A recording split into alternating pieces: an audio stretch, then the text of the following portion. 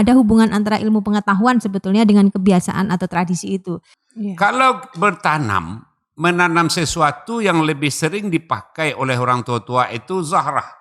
Ilmu yang sekarang muncul itu nenek moyang kita sebetulnya sudah lama memahami itu Sudah gitu. lama. Bak tua kok ditanam pakai gitu itu. Ayah nanti dahulu setan menanam padi pada kita nak. Itu banyak memang yang menyalahkan bahwa kita sudah terlalu jauh meninggalkan tradisi.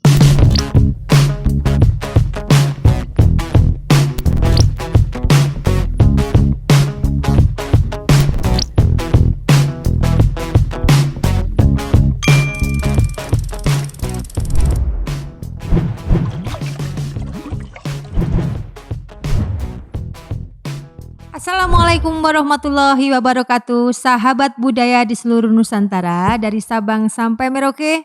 Bersama kami kembali Kabalai, podcastnya BPNB Sumatera Barat. Kali ini kita akan berbincang ringan tentang pengetahuan tradisional bersama Mak Kati, Ya. budayawan Sumbar yang sudah terkenal di dalam dan luar negeri. Sahabat budaya di seluruh Nusantara, pengetahuan tradisional yang akan kita kupas adalah tentang bertani. Mak Kati, Yuk. Assalamualaikum warahmatullahi wabarakatuh. Waalaikumsalam warahmatullahi wabarakatuh. Sehat Mak Kati?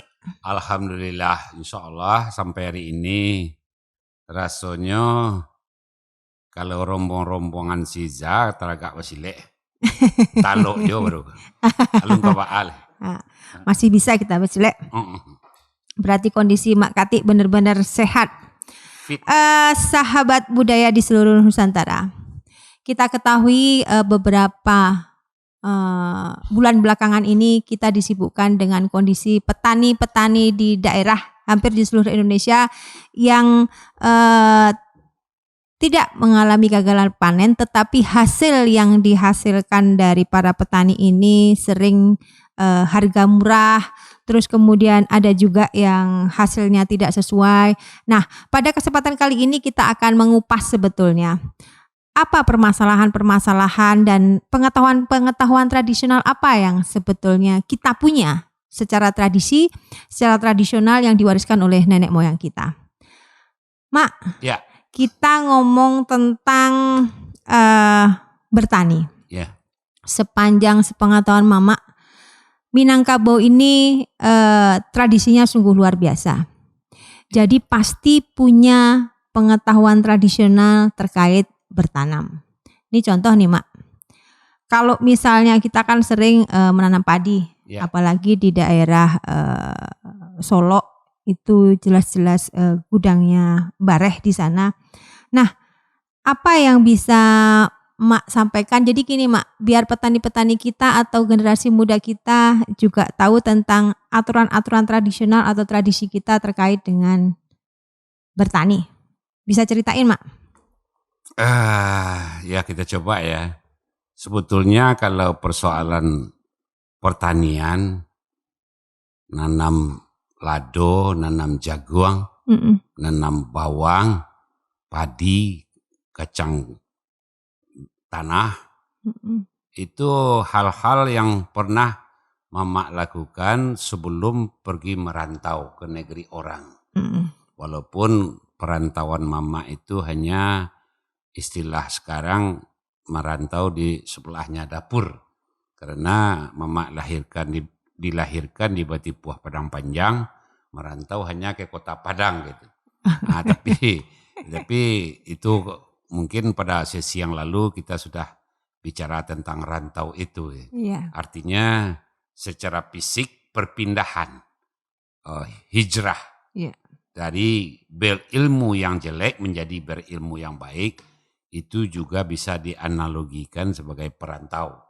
Atau pindah secara fisik seperti Rasulullah hijrah dari Mekah ke Madinah. Jadi tetap saja perantauan-perantauan itu dalam Fatwa Minangkabau sering dibaca lamoy duit banyak dirasai jauh berjalan banyak dicalia.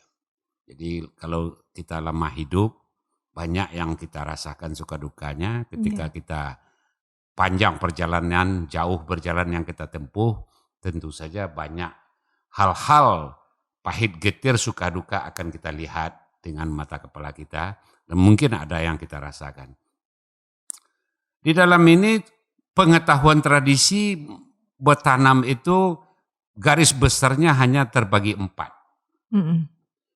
Nanam kayu yang tidak beruas, tapi buahnya ke atas. Nanam kayu tidak beruas, buahnya ke atas. Nanam tumbuh-tumbuhan atau apapun namanya, tidak beruas, buahnya ke atas.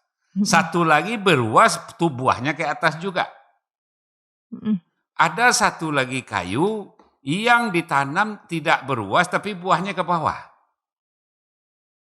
Ada lagi yang beruas, batangnya yang perlu.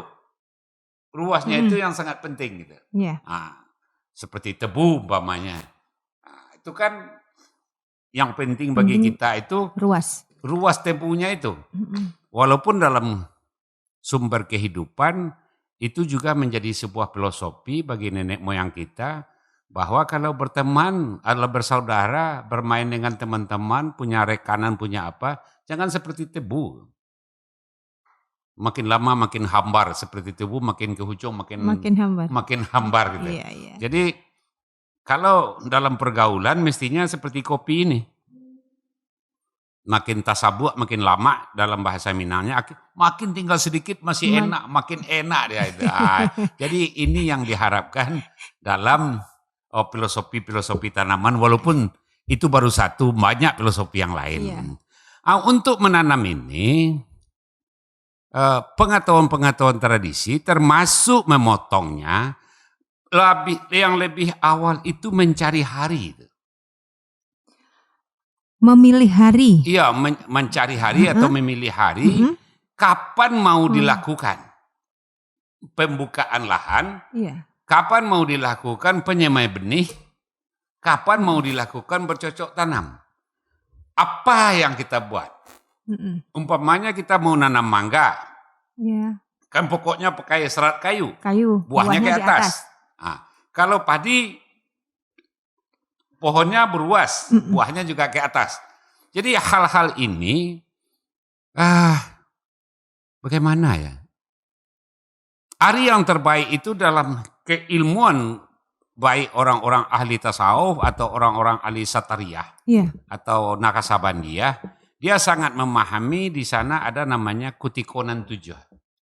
Kutikonan 7 itu Samsu, Zahrah, Atorah, Kamar, Zahar, Mastari, Mareh. Jadi dia berlegaran hari yang 7 itu gunanya untuk apa? Kalau bertanam, menanam sesuatu yang lebih sering dipakai oleh orang tua-tua itu Zahrah. Kenapa Zahrah? Meminta yang hak dari biji yang gaib itu, meminta yang belum tentu nampak yang mau diberikan Tuhan, belum tentu bisa nyata, itu yang gaib. Yang gaib itu di dalam Kutiko 7 itu salah satunya adalah Zahrah. Zahrah, sampaikanlah kebaikan itu walaupun sebiji Zahrah kan, biji yang paling halus. Artinya rezeki yang kita kehendaki dari menanam sesuatu, entah apa itu namanya nanti, tapi kita minta yang murni itu rezeki kita, yang sebesar Zahrah itu yang kita minta, tapi bermanfaat. Baru nanti ada sakete di lawian, sakapa di gunungan. Jadi, apakah semua sama hari? Ya sama. Semua Tuhan yang menciptakan benar. Gak ada perubahan hari itu di sisi Allah Ta'ala semuanya baik. Tapi memilih hari kenapa perlu di dalam peladangan ini? Karena kalau kita mau berjualan kacang goreng, pasti orang nggak mau hari panas. Kalau orang menjual kacang goreng pasti harinya dan agak hujan-hujan. Nggak bisa menjual kacang goreng itu di hari panas terik. Itu pasti itu. Jadi dia akan memilih hari yang yang pas, berarti harinya yang nggak mendung-mendung. Iya. Artinya kan dipilih. Iya. Kalau orang menyemur padi, kan nggak mungkin hari hujan. Iya. Pasti dia cari hari Dia yang cari panas, hari terang. yang terik matahari. Jadi dari banyak kalangan pertentangan disiplin ilmu dalam berdialog di warung-warung, ini juga terjadi. Wah, kalau bagi ambo hari samo sesedonyo sebut Tuhan yang membuat benar. Kita tidak menyalahkan. Memang hari itu kalau dihitung tadi tahun Hijriah yang disempurnakan oleh Rasulullah dengan beberapa hadisnya, hari tahun Hijriah itu kan dihitung dari mulai kelahiran Nabi. Memang Tuhan semua yang buat kok. Tapi kalau ke sawah hari panas gimana? Kita mau mulai turun ke sawah. Hari panas terik. Air enggak ada. Dengan apa kita ke sawah? Ya, jadi makanya ada di sana memilih hari. Memilih hari, kemudian dilengkapi lagi di dalam pandangan ghaib itu ketika ke tempat kita bertanya, di mana kita bertanya itu setelah menjadi wallahu siruhu wa ana siruhu, paham itu bagi dia, kita mau nanam jagung, angkuh beruas, buahnya kayak atas di pinggang batang, umpamanya. Ya kalau itu nanam aja rebo, kenapa susah-susah gitu. Itu salah satu umpamanya. Baru cari jamnya. Jam berapa kita harus menanamkan itu? Kenapa harus dicari jam? Jangan dipakai jam menanam itu jam mareh umpamanya. Tadi kan ada kutiko 7, Samsu, Zahrah, Atarah, Kamar, Sahar, Mastari, Mareh. Jangan pakai mareh atau Kamar atau Zahar. Kenapa? Yang gaib itu Zahrah. Kita kan menuntut hasil dari batin kita kan yang belum tentu adanya. Makanya cari hari Zahrah itu. Zahrah itu semua perputaran 24 jam satu hari itu akan habis dibilang dengan kutiko 7 itu. Jadi kalau kita umpamanya, ini suatu contoh saja. Hari Minggu itu Samsunya jam 6 pagi. Umpama Samsunya jam 6 pagi. Berarti jam 7-nya Zahrah. Jam 8 Atarah. Jam 9 Kamar. Jam 10 Sahar. Jam 11 Mastari. Jam 12 Mareh. Ya. Jam 1 Samsu lagi. Jam 2. Ya, jam 1 kan Samsu lagi. Kembali bilangannya kepada Samsu. Artinya apa? Memakai itu, kalau kita menanam di Samsu, itu biasanya dipakai untuk sedikit kekerasan. Atau sedikit niat yang bukan kekerasan fisik. Umpamanya kerja keras. Iya, kita agak kerja keras lah sedikit supaya dalam istilah Minang itu sering dipakai tabujo lalu tabalintang patah gitu. Jadi kita mulai membuka lahan, lantas lahan kita ini diusik-usik pula oleh orang-orang umpamanya. Itu kita cari aja jam langkah itu, turun di jam itu, pasti sedikit banyaknya orang tidak akan mau mengganggu kita lagi. Jadi ini pun dilihat kondisi kekinian, ini sudah jarang lagi dipakai oleh masyarakat banyak kita. Itu baru persoalan menentukan hari membuka lahan. Kalau kita menyemai benih, hari apa yang bagus? Biasanya kalau untuk membuka lahan itu kalau dapat, yang lebih banyak orang pergunakan, bukan semua hari itu tidak baik. Tapi yang lebih baik dari banyak hari itu di antara 11 dan 18 hari bulan. Itu yang lebih banyak. 11 dan 18 hari bulan. Baru kita cari jamnya, jam Samsunya kenapa? Jam Samsu tadi. Itu dia. Itu sangat menentukan. Kalau 11-18 ini kenapa, Mak? Itu perhitungannya kelipatan ada orang mengatakannya langkah salapan. Dalam keilmuan tajumuluk juga ada barangkali. Ada orang mengatakannya langkah rezeki pertemuan maut. Kalau dihitung dari menjadi 11, langkah, rezeki, pertemuan, maut, langkah, pertemuan, maut, langkah, rezeki, pertemuan. Nah, yang lebih banyak itu orang memakai di sana. Kenapa dipakai kata pertemuan? Pertemuan. Bertemunya antara makhluk Allah ini dengan makhluk Allah yang beda. Habitat sama, tumbuhnya beda, dan yang satu jadi tumbuhan itu kan makhluk Tuhan juga.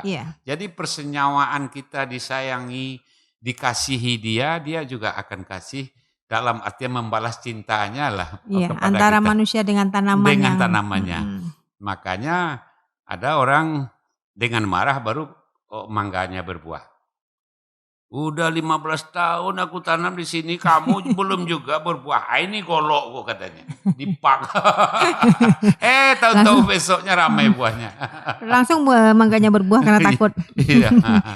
Sebetulnya kan memang ada hubungan antara kosmologi dengan klimatologi sebetulnya kalau kita ngomongin tentang ilmu. Itulah sebetulnya yang perlu kita gali lagi, bahwa ilmu yang sekarang muncul itu nenek moyang kita sebetulnya sudah lama memahami itu. Sudah lama memahami itu.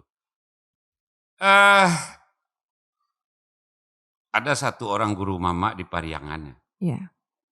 Ketika menyemai benih di hari yang tepat, ketika dia menyemai benih itu dia katakan, tak satu pun tikus atau babi yang bisa memakan padiku ini. Kalau dimakan oleh babi pun pasti dia dengan nyawa dia antar ke sini. Ini sudah aku sumpahi katanya. Ketika kami masih bujang-bujang tanggung, sudah kawin juga mama. Betul padinya itu diambil oleh satu tangkai itu oleh babi. Dibawa pergi. Enggak lama tuh babi pulang, dia taruh dekat rumpun yang dia ambil itu langsung tertidur di sana mati sekali. Artinya apa? Hakikat rezeki itu kalau memang betul-betul kata Tuhan itu rezeki kita, siapapun gak bisa akan mengambilnya. Kesimpulan ini kalau di kampung kan untuk istilahnya mempatagok paham, untuk memperkokoh paham kita terhadap apa yang akan mau kita kerjakan itu. Rezeki kita itu tidak akan kemana-mana. Dan itu sudah sering kita bicarakan dalam forum yang lain. Kita yang menetek ibu jari dalam rahim ibu itu kan rezeki dunia akhirat ini. Yang kita genggam dari rahim ibu itu. Jadi Mak, ada enggak kan selain tadi kan langkah tadi kita memulai mengerjakan sesuatu itu harus dipilih saat yang tepat. Terus kemudian ada enggak pantangan-pantangan sebetulnya yang harus kita hindari kalau misalnya kita bercocok tanam, karena di daerah lain itu ada Mak, misalnya kan nggak boleh kita pakai baju merah kayak waktu ini. Nah jadi kadang-kadang memang ada sebagian yang menyatakan bahwa itu kan syirik gitu loh. Tapi sebetulnya ada hubungan sebetulnya. Kalau kita kaji lebih dalam, ada hubungan antara ilmu pengetahuan sebetulnya dengan kebiasaan atau tradisi itu. Dan itu bukan syirik karena memang ada kaitannya secara ilmiah. Nah, ada nggak pantangan-pantangannya, Mak? Yang Mama tahu itu sangat banyak ya.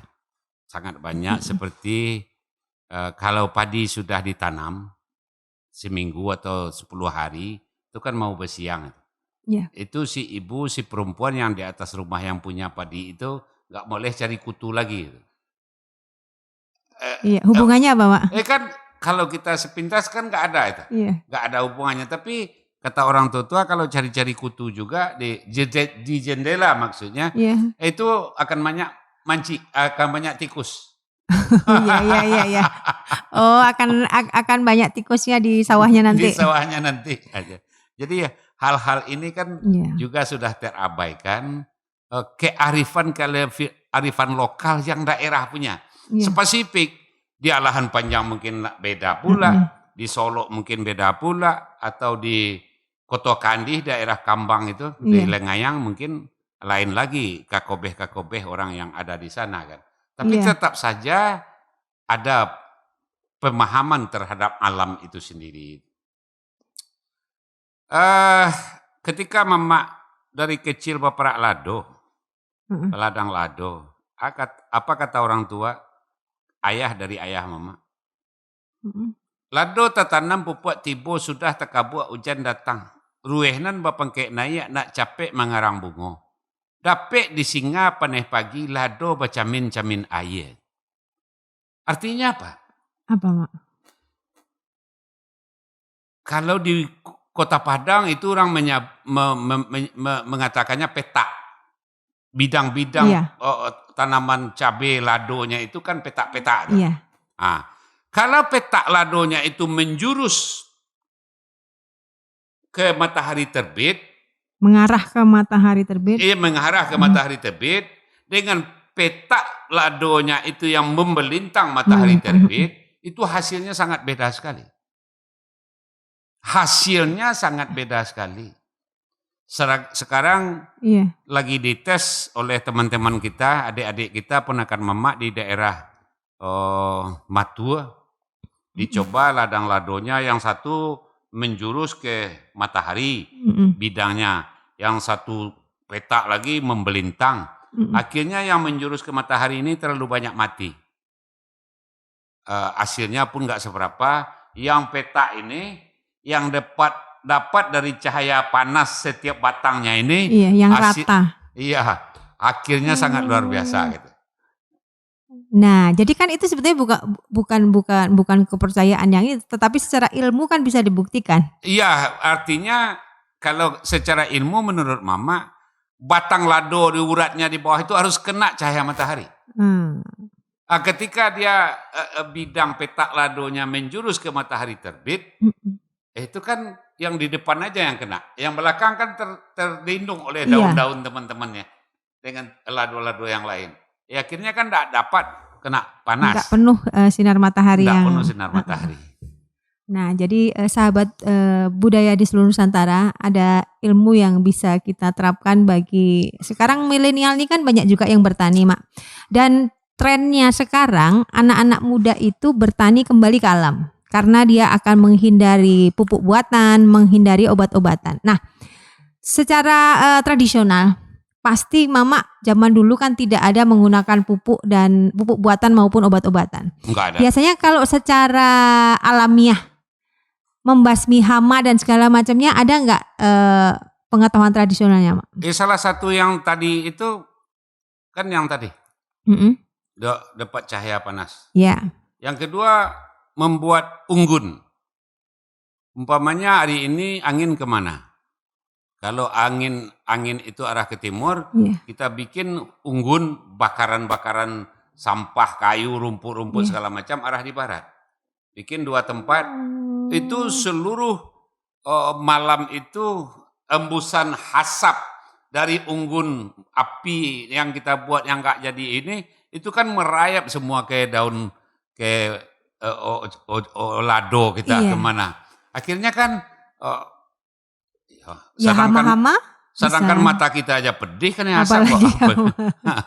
Jadi memang pengetahuan tradisional tuh banyak sebetulnya, Mak ya. Jadi kita tidak perlu nyemprot lagi. Ternyata makanya dulu zaman kecil-kecil itu kan sampah di rumah itu kan dibakar sendiri.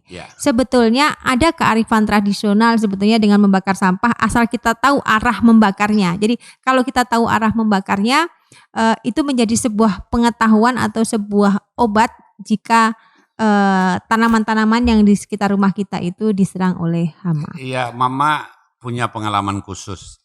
Dari lompatan pengalaman itu ke puluhan tahun. Dulu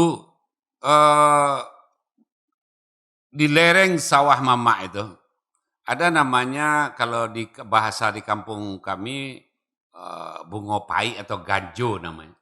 Ganjo seperti ganja ini, ganjo itu bunganya kuning seperti bunga matahari. Ada yang tidak berbunga, daunnya agak lonjong. Ketika itu kami rambah atau dipotong, itu kan kering. Akhirnya ditumpuk pada satu tempat, itu dibakar. Lantaran bakaran jerami habis, biasanya kan bakaran jerami itu yang untuk ngasih pupuk buat tanaman ini. Lantaran bakaran jerami habis, dia mama ambil ini, dikasih ke setiap batang lado itu, rumpun lado itu, akhirnya naiknya bagus. Itu ketika itu maka Mama katakan lompatannya itu puluhan tahun. Mama nggak menyangka bahwa itu adalah sebuah pupuk yang terbaik. Tahun 2011 Mama mengajar di Hawaii University. Salah seorang orang Lombok, namanya Harnold, sudah doktor dia, selesai S3-nya. Dia meneliti pupuk organik yang dari hasil bakaran. Salah satu penelitiannya rupanya yang Mama bakar dulu. Jadi tanaman itu. Pak Arnold, ini apa ini? Ini mau dicoba pembakaran Mak Kati untuk lado, untuk saldari atau apa, kemana maunya. Rupanya yang lebih baik itu untuk memupuk saldari dan lado. Jadi itu sudah selesai penelitiannya di Amerika.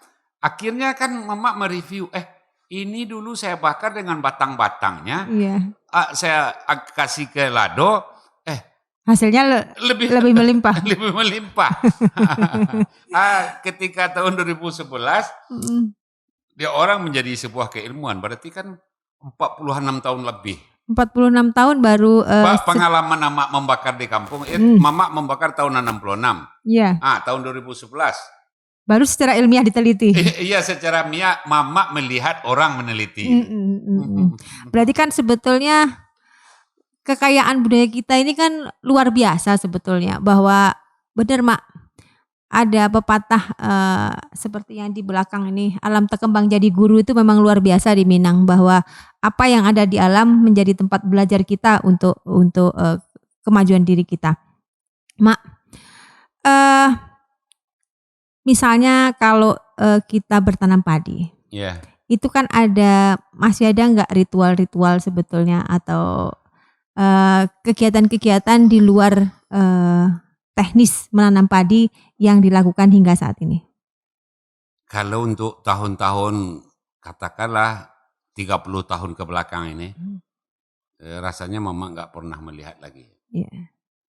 Yang jelas setelah istilah teman-teman di kampung, setelah kerbau Jepang ini muncul. Sejak mobil datang?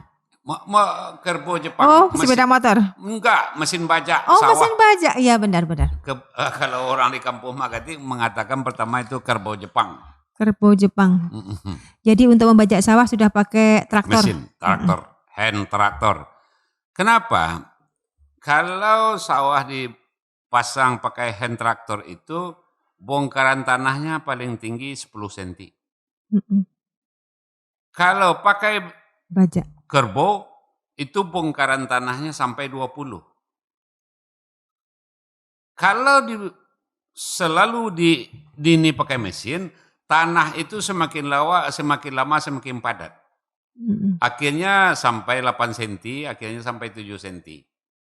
Makanan daya kelupasnya itu enggak kuat lagi. Enggak sempurna lagi. Malah Makati coba tuh ambil pangkul, coba itu masih di atas makanya pangkul kita. Jadi mestinya kalau dulu kan mata pangkul itu kan hilang di sawah baru dibongkar. Di kalupaan, di pangan namanya tuh, di apa bahasanya itu? Di tanahnya dibalik. Ya dibalik ya. Di kalupaan. Begitu. Dulu ke sawah menyemulo, membaliak, menyikek, melunyah. Ada 4 tarmet macam kita melakukan. Menyemulo itu kita memulai membajak sawah dengan kerbau. Supaya air sawah itu baik, maka memakai kerbau itu ambil 4 tunggul padi ke sini, 4 ke sini kita balas, diambil terus, akhirnya di bawah, di tengah itu terjadi bandar. Jadi sawah itu bergelombang-gelombang, itu lulunya akan bagus sekali. Kalau ambilnya 4 mata singka, kalau istilah di kampung Makati, atau 4 tunggul padi, mengambil makan bajak pertama itu. Ambil dari sini, akhirnya dia berbandar-bandar. Kalau pematangnya bagus, atau nggak ada pematang runtuh. Sekarang kan pematang runtuh pun orang nggak mau perbaiki lagi. Iya. Kalau bagi Makati dulu pakai pengayuh tuh, dibelah pematang runtuh itu, pasang bambu, anak-anak bambu yang diameter 1 inci, Iya. nah itu dipasak, itu penyanggah, pasang, iya pasang lagi. Dulu memang diperbaiki itu, supaya airnya selamat. Kalau bandar-bandaran jajaran kerbau itu bagus, pematangnya bagus, itu lulunya luar biasa sekali. Lulu itu apa, Mak? Apanya?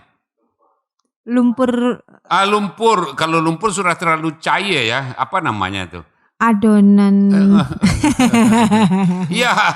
Ini memang istilah Minang, jadi tidak bisa dibahasa Indonesiakan. Nah, jadi sahabat budaya di Nusantara bisa menerjemahkan sendiri antara lumpur dengan tanah ke tingkat kelembekannya. Iya. Terus, Mak? Nah, jadi setelah itu baru kita memulai awal ke sawah. Jarak seminggu baru mau tumbuh rumput sedikit, atau 10 hari paling lama, kita 2 kali kalau bahasa orang di Padang Kota, atau membalik bahasa di Kampung Ama, dibalas lagi. Itu baru datar. Jajarannya itu kalau pakai kerbau pun dia sudah datar itu. Setelah datar itulah ada namanya yang kadang-kadang ada, kadang-kadang tidak, tergantung kondisi tanahnya, membancau namanya. Mama akan masuk ke sawah di mana tanah itu yang agak ketinggian atau kurang ambil tadi, ambil dengan bangkul, pindah lagi, cari mana tanah-tanah yang tertinggi itu namanya membancau. Berarti didatarkan? Enggak, bukan, dilunakkan, dilunakkan. Disamakan dia dengan yang lain. Baru pakai sike. Sike itu kalau sekarang dengan mesin mencancang namanya. Sike, mata sike itu dengan kerbau juga. Sekian puluh kali berulang-ulang, akhirnya lulu itu, apa namanya tadi? Lumpur. Apa namanya tadi? Lumpur. Bisalah dikatakan hasil daripada tanah garapan itu, kualitasnya akan semakin baik untuk melunyah. Yang celakanya hari ini, kalau dulu orang melunyah, datarkan terakhir, setelah diratakan terakhir, si yang punya sawah atau orang yang melunyah sudah ada di pinggangnya daun si cere atau rantiang galundi. Setelah dia mau keluar di sawah itu ditanam, baru dia keluar. Kakek, bak tua kok ditanam pakai gitu itu? Ayah, nanti dahulu setan menanam padi pada kita, nak. Kamu lihat itu padi saya tuh nggak pakai rajok, istilah di Kampung Ama, nggak pakai tanda. Padi hitam halus-halus itu banyak sekali naik. Itu katanya setan. Padi lebih dulu menanam padi pada kita daripada yang punya sendiri itu. Makanya harus dipancang-pancang. Itu ke sawahnya. Manennya juga begitu. Kalau bahasa orang hari ini pakai sesajen. Tapi menurut Mama nggak pakai sesajen. Mencari hari apa mulai. Umpamanya sawah kita ada 7 atau 8 tumpak. Padi pertama itu hari apa? Sawah tumpak pertama itu hari apa? Itu dicari juga. Itu memang salah satu syarat di kakek Mama. Itu dia makar kemenyan ya. Tapi berdoa bahwa hasil sawahnya ini dan segala macamnya ini, pokok yang berkat dunia akhirat lah. Baru dikelilingi dengan api menyan, sawah yang mau dipanen itu. Baru diambil. 3 rumpun pertama itu bawa pulang. Ini dijalin bagus-bagus, jadi hiasan dinding ini. Iya. Dan malah itu namanya induk padi. Iya, zaman dulu kita sering nengok di rumah-rumah orang itu kan ada satu ikatan padi masak. Itu induk padi. Selesai pulang biasanya 1-2 karung itu dijemur langsung. Yang lainnya naik loteng. Setelah ditumbuk langsung, dimasak, dipanggil orang siap mendoa. Namanya doa ulu tahun. Itu yang kalau bersangkutan dengan sesajen-sesajen, mungkin itu barangkali kalau bisa dirumuskan sebagai sesajen. Tapi menurut Mama tidak. Kenapa? Itu mendoa 2 tahun. Orang yang meneruko, menggarap sawah ini sebelumnya, didoakan supaya dia dapat kelapangan dunia akhirat di dalam barzahnya. Jadi belum tentu, tapi kalau orang melihat kita, orang Minang itu doanya terlalu banyak. Doa ini, doa ini, doa ini. Padahal itu kan doa syukur, Mak. Iya, doa syukur hasil panen kan. Iya. Dan kita malah berniat untuk berzakat kan begitu. Iya. Nah, itulah kira-kira. Nah, jadi kan itu bertanam padi. Kalau misalnya kita menanam pohon, Mak, atau menebang pohon hasil, kan pohon juga ditanam dulu kan.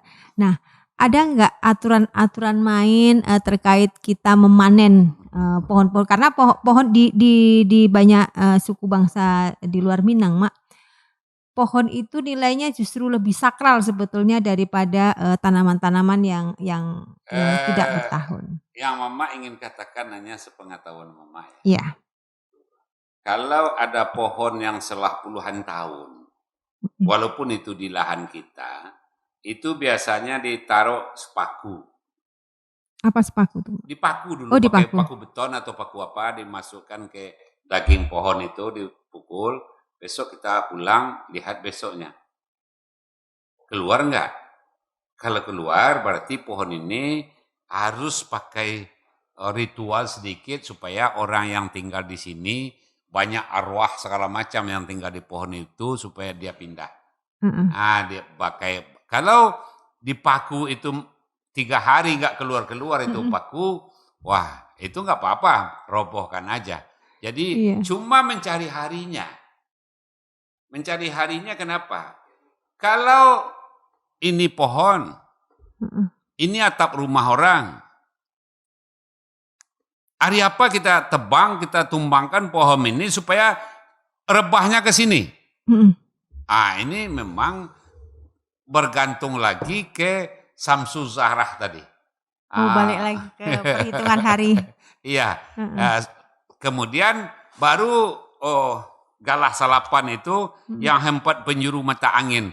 Kalau nabangnya hari Minggu kan tanpa tali pun kemana arabahnya. Kalau kayunya bulat umpamanya begitu, bulat atau sedikit condong ke sini, kita harus rebah kemari tanpa tali, itu dia bisa kemari ke sini rebahnya tanpa tali. Jadi itu pun ya tergantung dari sedikit amalan dari Samsu Zahrah atau Kamar Sahar Mastari Mareh tadi. Iya. Jadi itu, Mak. Pada prinsipnya kan begini, Mak. Kalau kita lihat kondisi petani atau teknik bertani yang sekarang, itu banyak memang yang menyalahkan bahwa kita sudah terlalu jauh meninggalkan tradisi. Nah, menurut Mama, sepengetahuan Mama melihat orang bertani sekarang nih, memang banyak yang sudah ninggalin itu, Mak. Memang nggak ada makai lagi. Udah nggak ada makai lagi. Tadi sudah kita bicarakan. Umpamanya lahan kita sudah 3 bulan tidur. Untuk membuka ulang itu kita cari harinya. Dan malah ada orang-orang pandai, hari apa kita buka, supaya mendatangkan hasil yang lebih maksimal. Enggak sama dengan hari Rabu Minggu, itu semuanya pasti ada tersangkut paut kepada hasilnya. Itu baru membuka lahannya. Yang kedua mencari bibitnya, menyamai bibitnya. Hari apa kita semai? Sudah tumbuh bibit ini, hari apa kita pindahkan ke kebun, ke ladang kita. Tidak sembarangan. Paling sedikit rumusnya di Zahrah tadi. Itu rumus yang paling sedikit. Iya, jadi karena kemajuan teknologi mungkin mereka mengabaikan yang seperti itu, bahwa mereka tidak menganggap ada hubungan antara hari dengan musim. Padahal sebetulnya semua hari memang baik. Tetapi jatuh pada musim atau saat atau waktu yang tepat untuk bertanam itu kaitannya kan dengan bertanam sesuatu. Iya. Yang mau kita tanam ini apa? Iya. Memang sangat butuh ketentuan-ketentuan itu. Satu contoh saja yang lebih kecil contohnya. Di tahun 80 sekian, sebelum tahun 90, Mama tahun 90-an lah, Mama rajin pergi tawajuh ke Malalo, ke tempat Taharudin Angkuanda. Iya. Angkuanda sebagai ketua dan segala macam di dia mau bikin masjid dengan modal 2 karung semen. Modal yang ada itu 2 karung semen. Dia adakan pertemuan hari Minggu. Orang di sana marah. Dia akan memulai menanam pondasinya itu hari Minggu. Yeah. Orang di Padang Laweh Malalo itu enggak suka. Bukan marah, enggak suka. Kenapa? Soalnya Selasa hari balai orang bawa hasil hutan. Yeah. Jadi akan ada bantuan-bantuan untuk di masjid itu sendiri. Orang pulang di balai kita stop segala macam kan begitu. Buya enggak mau. Ini hari yang terbaik.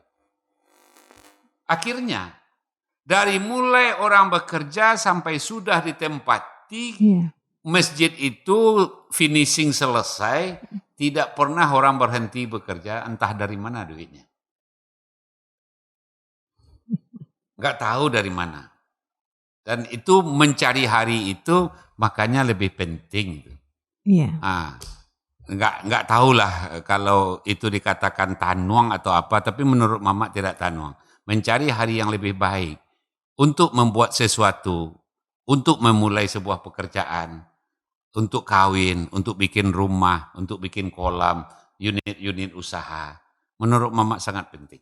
Iya, karena begini Mak, menurut saya juga bukan sesuatu yang tidak boleh, tetapi kadang-kadang kita tidak bisa menjelaskan secara ilmiah karena hubungan antara alam dengan kita. Jadi hari itu 24 jam itu kan kaitannya dengan perputaran bumi, perputaran bintang dan segala macamnya. Nah, ini yang kadang-kadang dianggapnya sama padahal perputaran itu kan tidak sama. Iya. Nah, jadi mungkin itu yang sering sahabat budaya di seluruh Nusantara, kaum milenial sekarang yang kadang-kadang teknologi adalah segalanya, mungkin memang perlu mendengarkan kearifan lokal dari tradisi-tradisi kita dan silahkan untuk mencari jawabannya apa yang menjadi alasan bagi tradisi-tradisi kita itu tetap kita pertahankan.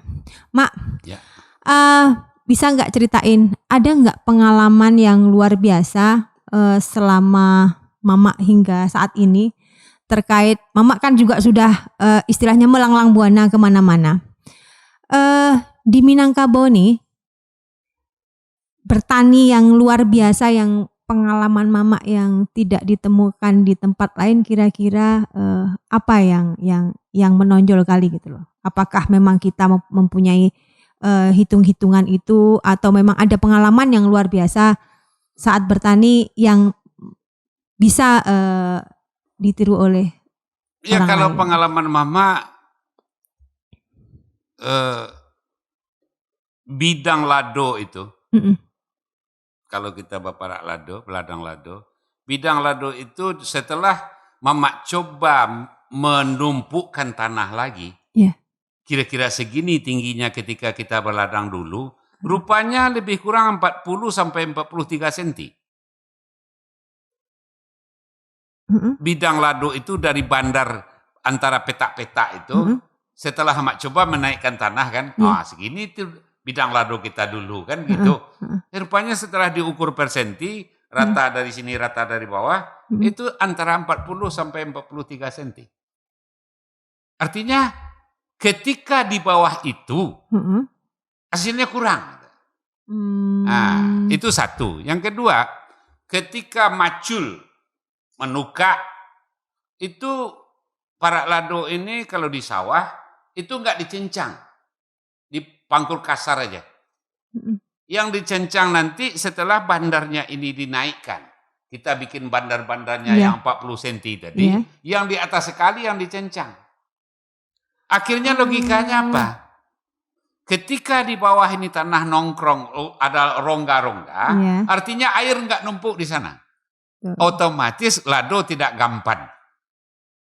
nggak ngisap air terlalu banyak, dia nggak rusak uratnya. Iya, berarti kan drainasnya bagus, airnya nggak tergenang di situ. Nggak tergenang di situ.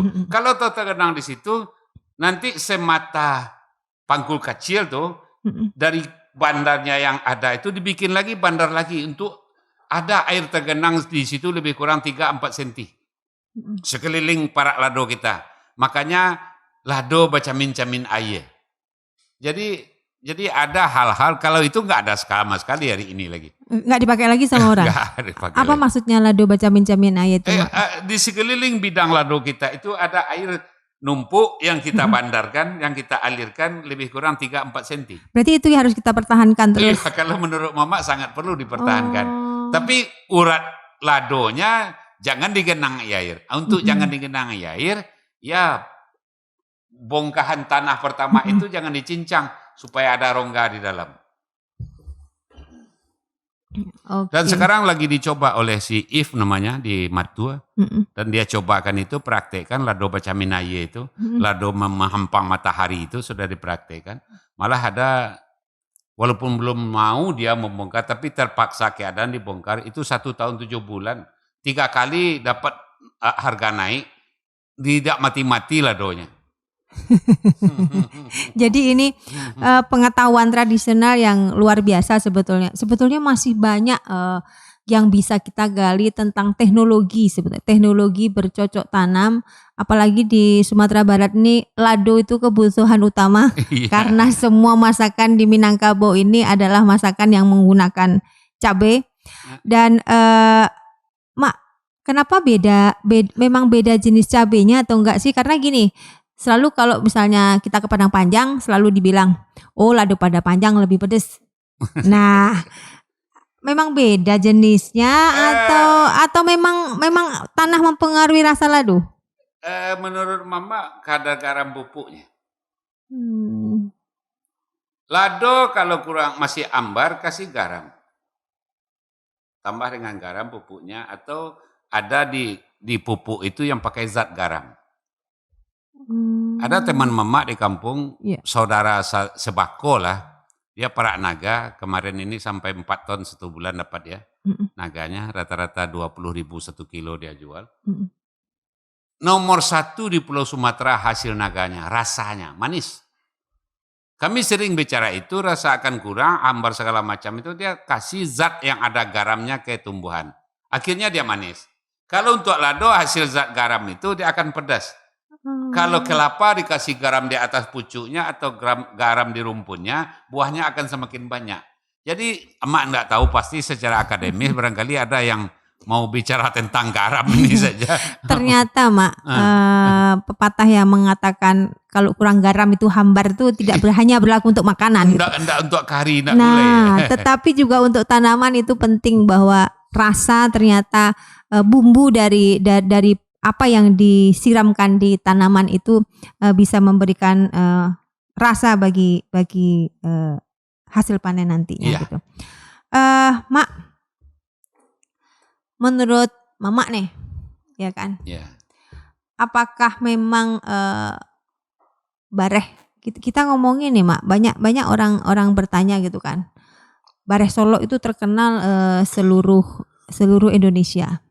Nah, Bareh Solo terkenal seluruh Indonesia. Jenis-jenis beras-beras yang enak di Sumatera Barat nih, sepengetahuan Mama, apalagi selain Bareh Solo?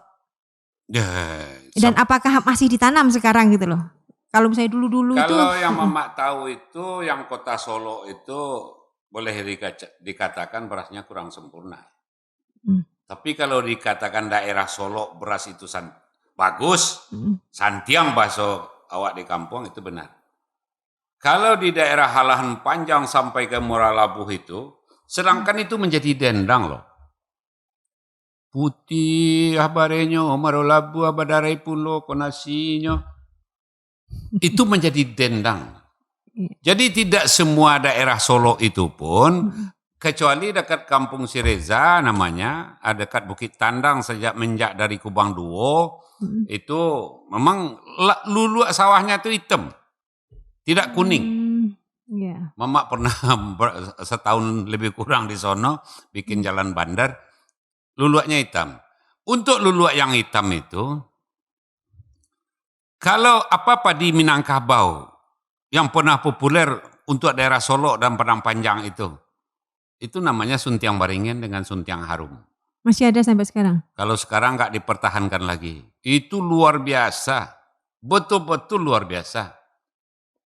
Sekarang barangkali kalau bisa digandingkan dengan Sokan atau 42 ini nggak tahulah Mamak. Tapi menurut Mamak lebih hebat rasa Suntiang Baringin daripada beras Sokan yang ada hari ini atau 42 yang S yang ada hari ini. 42 S itu kalau digoni itu 42 Solo. Oh, berarti Suntiang Baringin itu sudah nggak ada orang nanam lagi, Mak? Nggak ada lagi, nggak tahu Mamak dari mana salahnya. Tapi Suntiang Baringin itu hilang dari peredaran atau Suntiang Baringin itu yang jadi IR 42. IR apa tadi dulu dibentuk oleh Soeharto. Iya, beras IR itu. IR, nggak tahulah Mamak. Tapi yang jelas ketika IR itu dikembangkan, bentuknya dengan Suntiang Baringin lebih kurang hampir sama, rasanya beda, hasilnya melimpah. Akhirnya kan surplus beras di Indonesia. Berlebih bahan pangan kita sebagai negara nggak mengimpor beras lagi dari negara orang. Dulu ya. Oh, jadi sebetulnya begini, banyak varietas-varietas padi yang sudah hilang. Ini sebetulnya yang memang kita pengen tahu, Mak. Siapa tahu nanti dari sahabat budaya di seluruh Nusantara ini masih ada tertarik dan bisa merekonstruksi lagi kalau memang Suntiang Baringin itu tadi nggak ada, dan juga bisa mengembangkan lagi jika masih ada sisa-sisa dari varietas tanaman itu. Semoga lah. Iya, Mak. Apa pesan Mama untuk petani muda? Karena sekarang banyak Mak petani muda, Mak. Iya, mensenyawakan antara kita dengan tanaman dalam kasih sayang itu memang perlu. Jangan karena tadi ada sebuah perkataan yang belum Mamak jawab, lama diawak ketujuh diurang. Ya, jadi bertanam padi pun lama diawak ketujuh diinyo. Jangan kalau lama diawak saja menanam padi itu. Kalau enggak ketujuh di padi bah. Jadi makanya merawatnya itu dengan kesantunan dan kasih sayang. Itu satu. Untuk yang lain-lain termasuk jeruk. Jeruk itu pantangannya diambil sedang basah. Jeruk nipis, jeruk manis, apapun jeruknya, kalau mengambil memetik buahnya, jangan sedang ada embun atau habis belum kering hujannya. Lama-lama dia akan mati. Kalau nanam bambu, motong bambu itu sebelum jam 12 siang. Jangan dipotong bambu itu setelah jam 12. Kalau dipotong setelah jam 12, lama-kelamaan, lihat aja bambu-bambu di dekat sawah itu ruasnya pendek-pendek, kecil-kecil. Kalau dipotong di bawah jam 12, ruasnya semakin panjang. Bisa untuk buah lamang dan segala macam. Kalau hari petai, jangan diambil hari sudah hujan. Sekarang hari hujan, besok jangan diambil. Lompati waktu 1 hari lagi. Kalau enggak dia pasti mati. Jadi rahasia-rahasia alam itu juga sangat penting. Jadi bagi Mama, bagi kaula muda, petani-petani modern, bertanilah. Tapi jangan pikirkan hasil yang akan diperoleh. Pikirkan keredaan Tuhan yang diperoleh dengan menanam sesuatu bermanfaat untuk kita dan untuk orang lain. Iya. Barangkali itu saja. Iya. Jadi intinya sahabat budaya di Nusantara bahwa hubungan yang dekat, komunikatif dengan meskipun tanaman kan makhluk ciptaan Tuhan juga. Jadi sinergi yang harmoni antara kita dengan alam. Jadi harmoni alam dengan manusia itu yang penting sebetulnya agar apa yang kita lakukan terhadap alam itu sukses. Nah, pesan Mak Kati tadi, jangan selalu mementingkan hasil yang berlimpah, tetapi keberlangsungan, keawetan dari bertani ini mungkin yang penting sehingga hubungan harmonis itu bisa terjaga. Sahabat budaya di seluruh Nusantara, sesi kali ini mudah-mudahan bisa menjadi bekal bagi kita untuk melangkah mewujudkan swasembada pangan. Mudah-mudahan ini menjadi ilmu awal dan kita akan selalu berjuang untuk Indonesia. Sampai di sini pertemuan kita. Salam sejahtera, salam sehat. Dari kami, Kabalai podcastnya BPNB Sumatera Barat. Terima kasih Makati. Assalamualaikum warahmatullahi wabarakatuh. Waalaikumsalam. Salam budaya.